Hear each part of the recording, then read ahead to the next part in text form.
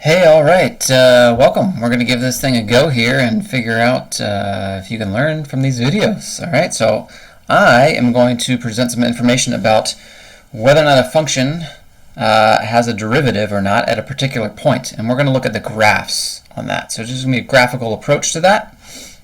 All right, so just diving in, getting started here. Let's see if I can paste in what I had before. We are going to examine.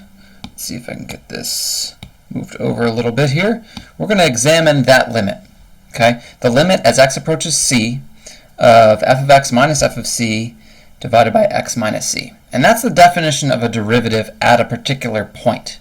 So the big question here is we're trying to figure out if the derivative exists at a particular point, and we're going to look at the graph. Okay, so essentially this limit right here doesn't always exist, and it does mention that in your textbook. We're trying to figure out if that limit exists.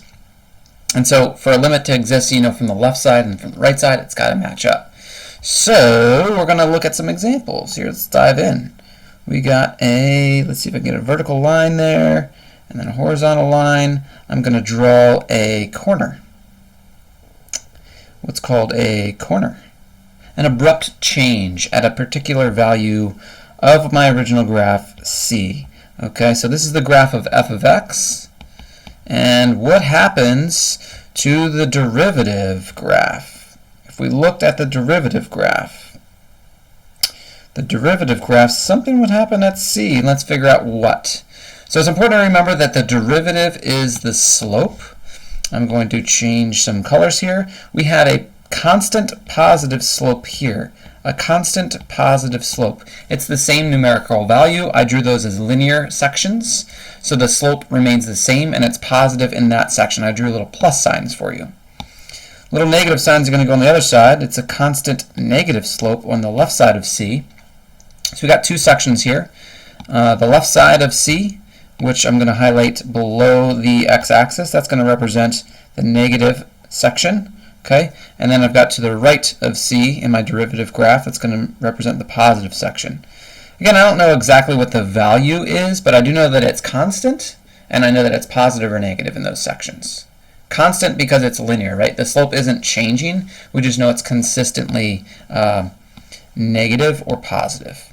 And so my derivative graph, what happens is it's constantly the same negative slope. And then at C, I don't know what happens. I'm going to come back to that. But it's constantly negative. That's why I drew a horizontal line that way. Okay? And then after C, we know that it's positive. So that's why I'm going to draw it in this positive region. And again, it's a horizontal line because the slope has not changed value.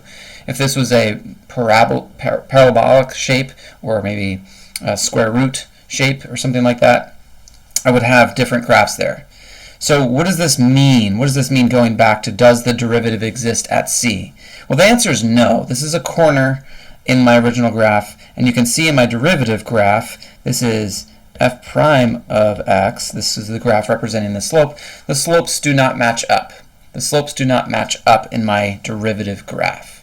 Another way of putting that is with a limit again. So the limit as x approaches C of the derivative graph does not exist. So this derivative graph, the limit as x approaches C, does not exist. Okay? And so when we did limits, we figured out when limits don't exist because they don't match up. We looked at a couple other scenarios there as well. And so we're going to look at some other examples of original graphs, original functions that don't have derivatives that relate to vertical tangent lines, and then in the derivative graph it's going to have a vertical asymptote, turns out. So let's look at that. I'm going to move over here and see, maybe I'll move down so that I have more room. Next example here, got to draw a little graph. You might want to draw this on your own as well as you're going along through these problems with me. Thanks for joining, by the way. The second example that can happen, I'm going to again do something that happens at point C, is, for lack of a better word, we'll call it a swoop. Okay? And so we'll draw a little swoop that happens here. And the swoop's going to look something like this. Okay, that was a really rough drawing. It's not particularly smooth. I'm even going to move it there. And so something happens at C. I'm not even going to, you know what, let me not even put it at the x-axis so you don't get confused by that. Move it up a little bit. And so what happens here is there's actually a vertical tangent line at a particular point, okay? So there's a vertical tangent line. There's a vertical tangent line, all right, that goes, maybe I shouldn't even put dashes because you're going to think asymptote. I'm talking about a vertical tangent line there. So the vertical tangent line is straight through the graph there. It's very, very interesting. So what we're interested in representing that in the derivative graph to build some understanding. I'm going to draw some other tangent lines on there to try to get a sense of this in the same way that I did in my earlier example, right? I thought about the slope as I approached C from the left and from the right. I knew it was negative and then positive. I'm going to do the same thing here. As I approach C from the left, my slopes are positive. The slopes are not very steep, but they're getting steeper as I'm going closer and closer to C. In fact, we know that they get to that vertical position, so they are approaching infinity. The slope is approaching infinity as I go from left to right towards C from the left side. As I back away from C, going away from C, C to the right, I am close to infinity to start, and then getting more and more shallow. So the whole time, it's all positive slopes going to infinity at one particular point. So my tangent line is a vertical tangent line in the original graph. All right, this is an example problem where I've got a vertical tangent line at a point, some C value, right? What happens in the derivative? What happens in the derivative? And we're going to try to draw that. And this way, you'll be able to look at a derivative graph and make some conclusions about what must occur in the original. So if I have just the derivative graph, you'll be able to work your way backwards as well, hopefully at least. So what happens at C in my derivative graph? Well, the slopes on the left and right of C were kind of doing the same thing. They were both approaching the same thing, which you might think is good.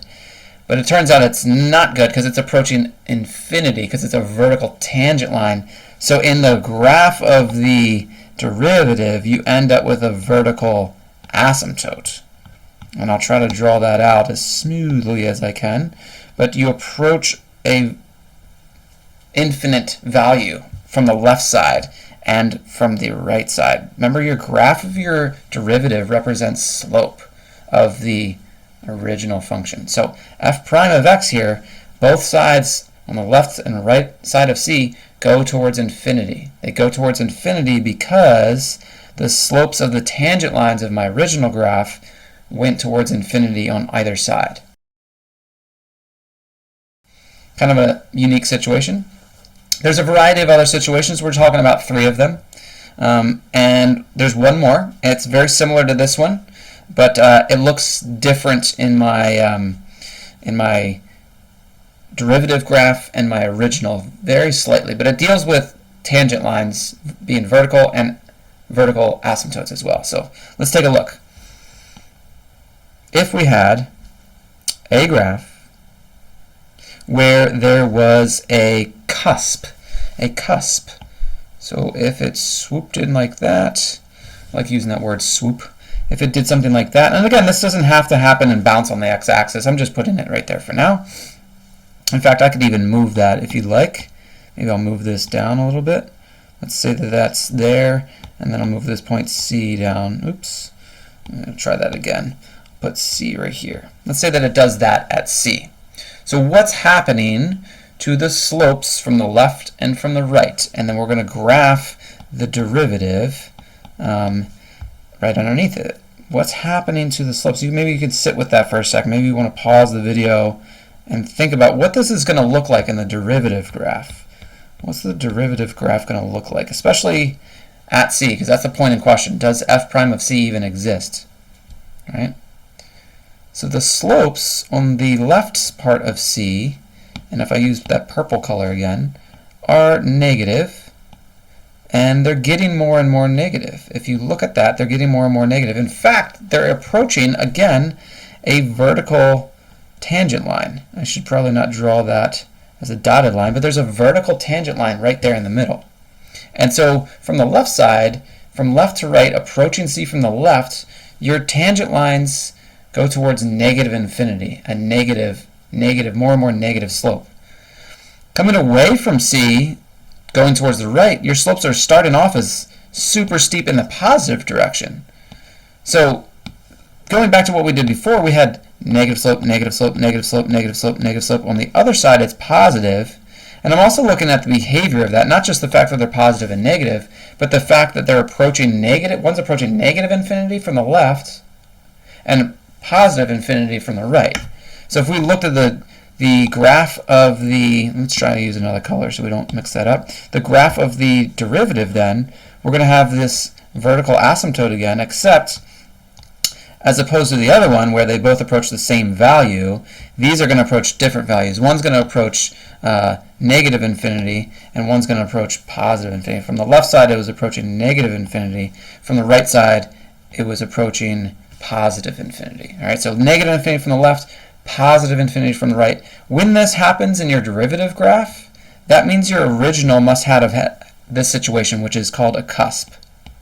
Okay, so we've got a cusp right there. That's what they call it. The original one that we did is a corner. This one's a vertical tangent line. This one's also a vertical tangent line, and then they gave it a special name, cusp. Very technical. So again, looking at your derivative graph, you can say something about your original. If you know your derivative graph, you have to make some conclusions about that. I'm going to go through an example in another video explaining one example problem.